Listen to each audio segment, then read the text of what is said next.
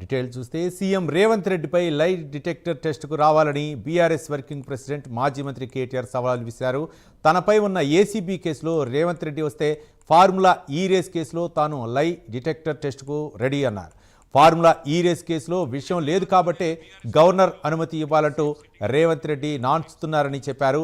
5 ఏళ్ల బీఆర్ఎస్ పాలన, కాంగ్రెస్ 2 ఏళ్ల పాలనపై చర్చకు సిద్ధమన్నారు మాజీ మంత్రి కేటీఆర్.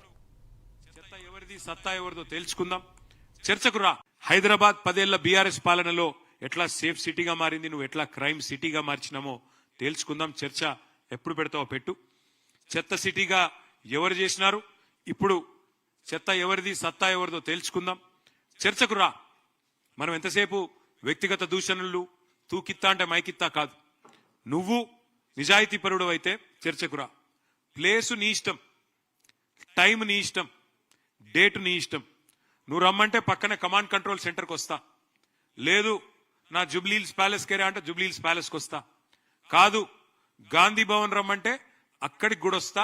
లేదా అసెంబ్లీ పెడతావో పెట్టు, అసెంబ్లీలో అయినా సరే మొత్తం రాష్ట్ర ప్రజలు చూస్తారు. దేనికైనా మేము రెడీ. కేసీఆర్ గారి శిష్యులుగా తప్పకుండా అన్ని విషయాలు కూడా అన్ని తేటతెల్లం చేస్తాం, ప్రజల ముందు పెడతామని చెప్పి కూడా నేను విజ్ఞప్తి చేస్తా ఉన్నా.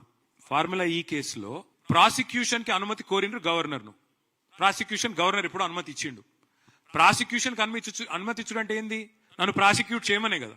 ఇక మళ్ళీ ఛార్జ్ షీట్ వేసినాక మళ్ళీ ఆయన దగ్గరికి ఎందుకు పోవాలి? అసలు విషయం లేదు కాబట్టి, ఛార్జ్ షీట్ లో అసలు విషయమే లేదు కాబట్టి, అదొక తుపేలు లొట్టపీస్ కేసు కాబట్టి దాన్ని ఏం చేసిండు?